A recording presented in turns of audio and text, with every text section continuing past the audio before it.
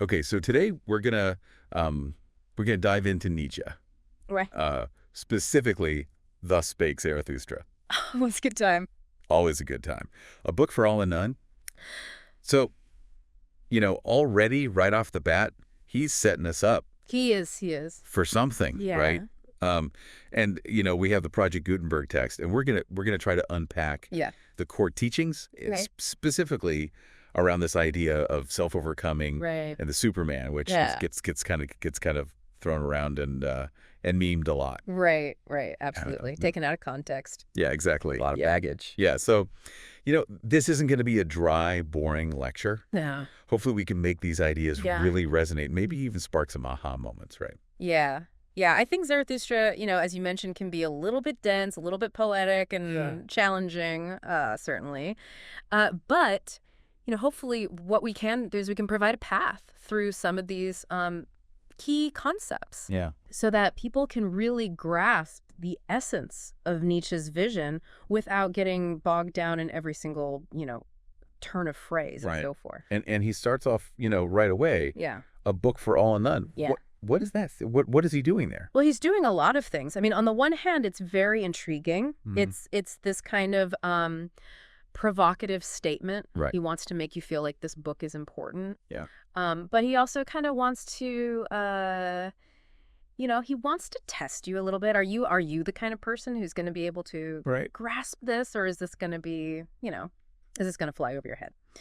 And then, of course, he immediately he sets up this whole backstory for Zarathustra, right? Mhm. He tells you where he's from, by the lake. He composes this ancient text in solitude. I mean, this is very clearly a nod to Zoroaster, the Mhm. historical figure.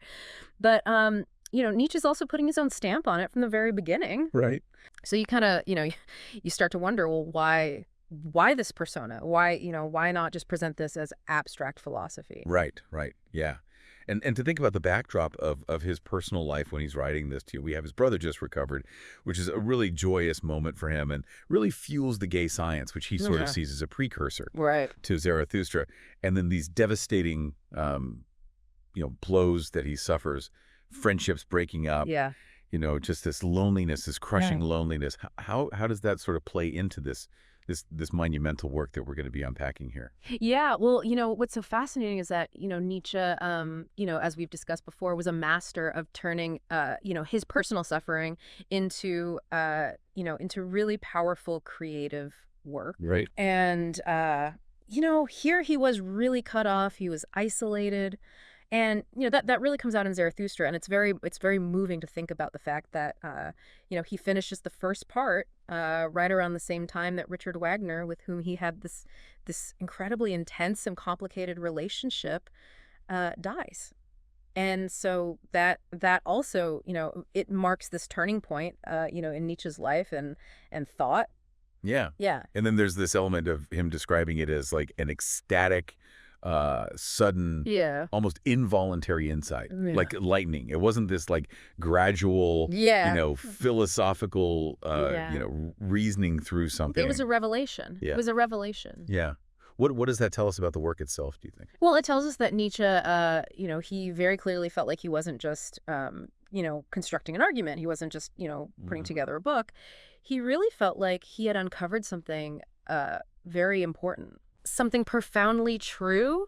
And so that really informs the text with this kind of prophetic, tone, this Yeah. this sense that Zarathustra is delivering a message. Right. And, then you have the rather unusual situation of the fourth part, where he initially only prints a handful of copies for a Right. select few. Yeah. And that really underscores, again, that this deep sense of isolation and Yeah. this perhaps this yearning for genuine understanding, Yeah. even if it was, from a very, very small audience. Right.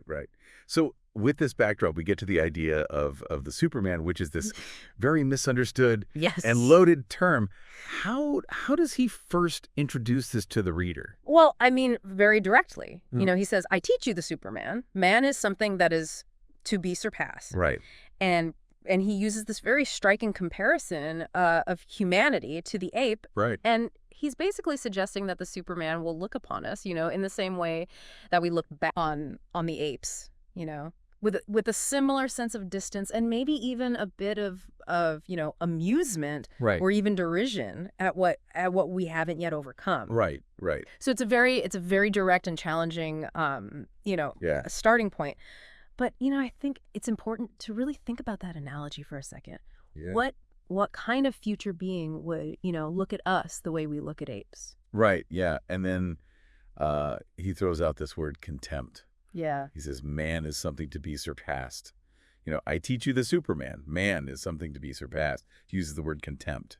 And that kind of, Yeah. ruffles some feathers. Yeah, it's a strong word. What does he mean? Well, this is one of the most misunderstood things that Nietzsche ever wrote, right? Yeah. People think, oh, Nietzsche hated humanity. He wanted to, Yeah. destroy everyone and so Right. on. It's not, this is not about, personal animosity. Mhm. This is not about, hating individuals. This is about a kind of dissatisfaction with our current state of being, Right. It's about recognizing that we are capable of something more. Right. And the contempt is directed at our complacency, at our limitations, Right. not at individual human beings. Right. Right. Like a sports coach being, dissatisfied with his team's Yeah. performance. Exactly. It's not out of hate. Yeah. Because he knows they're capable of more. Exactly. Okay. So in terms of the Superman and sort of this upward trajectory, Mm-hmm. he doesn't do it in a vacuum. He talks about the despisers of life, Yeah. those who sort of are so focused on this beyond the spiritual realm that they devalue Right. this present earthly existence. Yeah. What's his problem with that? Well, this is one of the most interesting reversals that Nietzsche performs because, for most of human history, the ultimate blasphemy, the greatest sin, was against God. Right. But now Nietzsche's saying, well, God is dead. Right. I mean, that doesn't necessarily mean that he literally thought God was dead. Right. But, the belief in a kind of divinely ordered universe has collapsed. And so the new blasphemy, the new sin is to despise the earth. Right. Right. It's to undervalue this life in Yeah. favor of some, hypothetical afterlife. And he sees this as a form of escapism, It's this refusal to really grapple with Right. the reality of our earthly existence Yeah. and with its possibilities, Right. And I think that's something to really consider, Yeah. How much effort do we put into, these kind of abstract ideals at the expense of, the tangible world around us? Right. Right. And then he takes aim at culture as well, Yeah. which is this thing that we sort of pride ourselves on. Yeah. But he sees a lot of it as very superficial, Yeah. almost hindering our self-overcoming. Yeah. Yeah. Well, he sees this danger in becoming complacent, right? Yeah. In thinking that, oh, well, I have culture, therefore I'm superior. And, for Nietzsche, it's really about this inner transformation. It's Yeah. about this struggle, this striving. Yeah. And culture, in his view, can become a kind of comfortable cage. Right. It can prevent us from really experiencing the discomfort and the challenge that actually fuels growth. Right. Right. Like polishing the bars of our prison cell Exactly. instead of escaping. Yeah. Yeah, exactly. Yeah. So to illustrate this process of self-transformation, he gives us this framework of 3 metamorphoses of Yeah. the spirit, Yeah. the camel, the lion, and the child. Right. Can you break those down for us? Sure, yeah. So, the camel, very clearly symbolizes, the spirit that is willing to take on heavy burdens. Right. The spirit that respects tradition, that respects, the established values. The camel embodies the thou shalt, right? Right. This is the stage where we learn the rules, Yeah. where we internalize social norms, Yeah. and where we kind of shoulder responsibilities, often without really questioning Right. their validity. Right. Right. Yeah. Just dutifully carrying the weight. Exactly. Yeah. Yeah. Okay. So then the camel transforms into the lion. Yes. What sparks that? Well, the lion represents, the spirit that rejects those old values, Yeah. that roars, I will. Right. It's the stage of rebellion. It's the stage of questioning authority. It's the stage of breaking free from the thou shalts Yeah. that no longer resonate or Right. serve. Right. So the lion is seeking freedom. Yeah. It's seeking its own sovereignty. Yeah. And this is a necessary, Yeah. this is a necessary destructive phase Yeah. to kind of clear away the old order, the old ways of thinking and being. It's about saying no to what no longer aligns with your emerging sense of self. Right.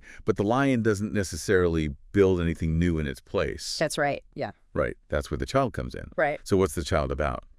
Well, the child embodies innocence, a fresh beginning. Yeah. The capacity to create entirely new values, right? So it's more than just rebellion. It's about this affirmative I am. It's about embracing your own being, your own unique perspective. And the child doesn't just reject, the child also creates. The child forgets and starts anew. Yeah. And so this is really the ultimate stage of self-overcoming, where we become the authors of our own meaning and our own values. Right. Think of the child at play. Yeah. Just unburdened creativity. Unburdened, free. Yeah. Okay. So he gives us some really specific examples of what the camel, what he calls the load-bearing spirit, what he considers heavy, things like humility, loving one's enemies, which we traditionally would consider virtue. Yeah, virtues. Yeah. Why are these heavy for him? Well, because he's suggesting that even these seemingly noble ideals can become oppressive, you know, if they're simply adopted out of obligation or out of, social pressure without a genuine internal understanding or resonance. Right. So the camel's taking these things on as duties, and often that can stifle its own authentic self. Right. So it's the difference between genuine compassion and just going through the motions of being virtuous. Yeah. Okay. And the lion, he's seeking freedom. He's not afraid to even challenge the holiest things, the things that we consider sacred. What is the purpose of that? Well, the lion's roar is directed at anything that constrains, that limits its autonomy. Yeah. It's this fierce pursuit of intellectual and spiritual liberation. Yeah. And that means dismantling the idols that society has put up. Right. Even if those idols are considered sacred. Right. So this radical questioning is absolutely essential in order to clear the way for the creation of new perspectives. Right. So the lion's about tearing down, and the child's about creating. Yeah. Creating. Yeah. So it's really it's the difference between being reactive and being proactive. Right. The lion is still reacting against something. Right. Whereas the child is creating something new. Right. Okay. And he talks about this fascinating relationship between the body and the spirit, or the ego. Yeah. And he seems to suggest that our bodies have more wisdom than we consciously acknowledge. What's he getting at there? Well, this is really radical because, traditionally we tend to think of the mind or the spirit as being superior to the body. Right. But Nietzsche's saying, no. The body, with its senses, with its instincts, has a kind of fundamental sagacity. Yeah. It has a deeper understanding of our true needs and desires. And the spirit, the ego, these are more like, instruments or tools that serve this underlying bodily intelligence. Right. So our senses, our conscious thoughts, aren't the final arbiters. They serve a purpose. They serve a deeper purpose. Yeah, rooted in the body. So what does that say about things like intuition? Well, exactly. Gut feelings. Exactly. So, Nietzsche might say that those gut feelings, those intuitions are really, expressions of the body's wisdom trying to communicate with us. Right. So we should pay more attention to those. Yeah. And he talks about the despisers of the body. Yeah. And he sort of connects them to people who are resentful of life and of the earth. Yeah. It's almost like... Well, there's a sense of alienation there. Yeah. There's a sense of almost self-hatred. Right. Because by denying the body, by denying its natural desires, they're also denying this vital connection to the world and to their own inherent vitality. Right. So moving on to virtues and passions. Yeah. Nietzsche says that a true virtue is unique, initially nameless, and only becomes diluted when it's labeled and adopted by the masses. What's he saying there? Well, he's saying that a genuine virtue arises from the individual's struggle Right. from the individual's self-overcoming. Right. And when it becomes codified, when it becomes embraced by the masses, it risks becoming just a social convention. Right. It loses its original power. And authenticity. Right, right. So think about, a revolutionary act of kindness. Yeah. Once that becomes the norm, Yeah. does it still have that same power? Right, right. Yeah. And he talks about this covetousness of Yeah. virtues. They want to dominate the spirit. He even talks about jealousy among the virtues he's personifying. Yeah. Well, he's highlighting this potential for imbalance. Right. When one virtue becomes all-consuming, Right. it can suppress other vital aspects of the self. Yeah. And that can lead to a kind of spiritual self-sabotage. Right, right. So it's this harmonious integration Exactly. of all of these. It's about this holistic development of the self. And he talks about madness and method and love. Yeah. The spirit of gravity versus laughter. What's the role of laughter? Well, laughter is for Nietzsche, laughter is this incredible tool for liberation. It allows us to distance ourselves from the spirit of gravity, from this kind of seriousness and heavy-mindedness that can really weigh us down. Right. And laughter can puncture inflated egos. Oh, yeah. It can challenge established norms. Right. It's a sign of strength, and it's a capacity for joy even in the face of difficulty. Yeah, yeah. So shifting gears a little bit, solitude and self-discovery are huge themes of Zarathustra. He gives this really powerful analogy of the tree. The higher we want to reach, Right. the deeper our roots need to go. What's he getting at there? Well, it's this idea that in order to achieve genuine greatness, Right. in order to reach new heights, we have to confront and integrate Yeah. the darker, the more unconscious Right. aspects of ourselves. Right, right. Our fears, our shadow sides, our hidden potentials. There's no genuine ascent without acknowledging and grounding ourselves in our deepest foundations. Yeah. No growth without those roots. Yeah, exactly.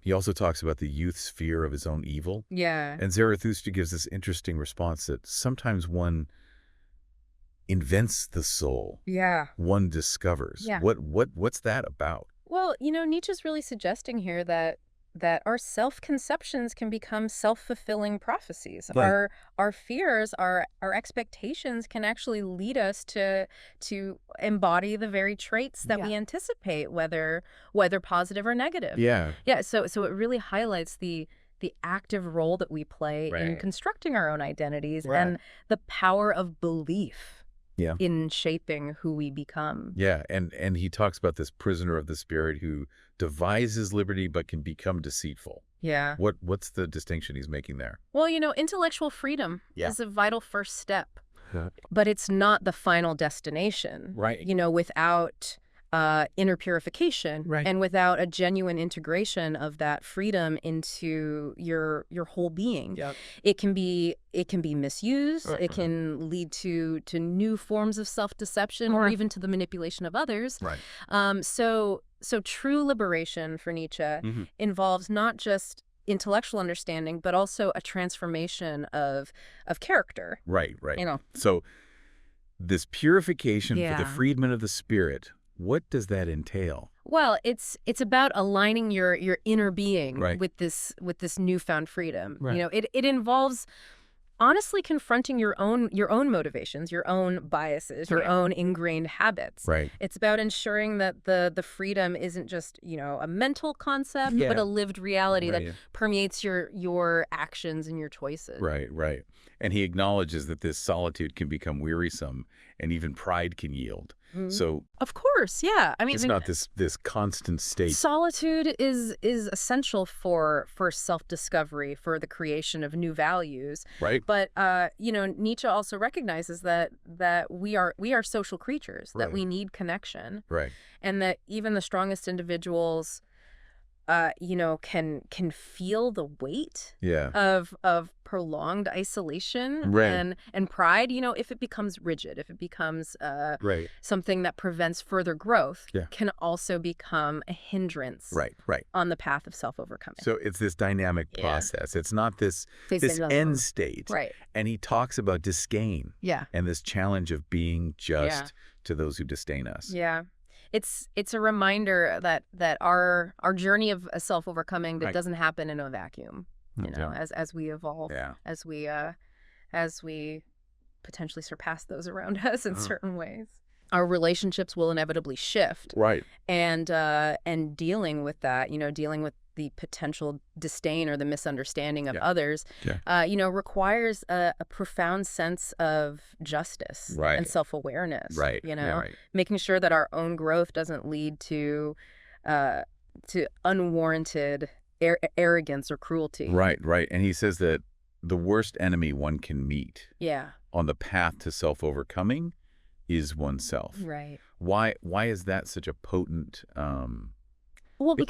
because it highlights the fact that our ingrained habits, our limiting beliefs, our self-doubt, our own internal resistance to change are often the most significant barriers to our progress. Right. So, overcoming those internal adversaries requires a deep level of self-honesty and a relentless commitment to growth. Right. The true battle is often... The real battle is within. It's internal, Okay. So then he sort of shifts his gaze beyond the individual, and he starts talking about the state. Right. And he calls it this new idol, this cold monster that lures the many too many. What are his objections to the state? Well, he sees the state as this homogenizing force. It's something that suppresses individuality, that suppresses self-reliance. Right. It thrives on the weariness of the masses who have given up on the old ideals, and they're looking for some kind of security and belonging. Right. And the state offers them this in exchange for their autonomy. Right. Yeah. So he criticizes its deceptive promises of order. Yeah. And he sees it as a threat to the development of truly exceptional individuals. Right. He tells us to break the windows and to escape the idolatry of the superfluous. Yeah. What kind of freedom is he talking about there? Well, he's calling for individuals to really reclaim their sovereignty. Right. To reject the false gods of collective identity and social expectation. Yeah. And to really forge their own paths. Right. Free from the suffocating influence of the state. Right. So it's this vision of individuals who are self-governing, who derive their values from their own internal compass, rather than from external authorities. Yeah. He also criticizes the famous wise ones and the rabble.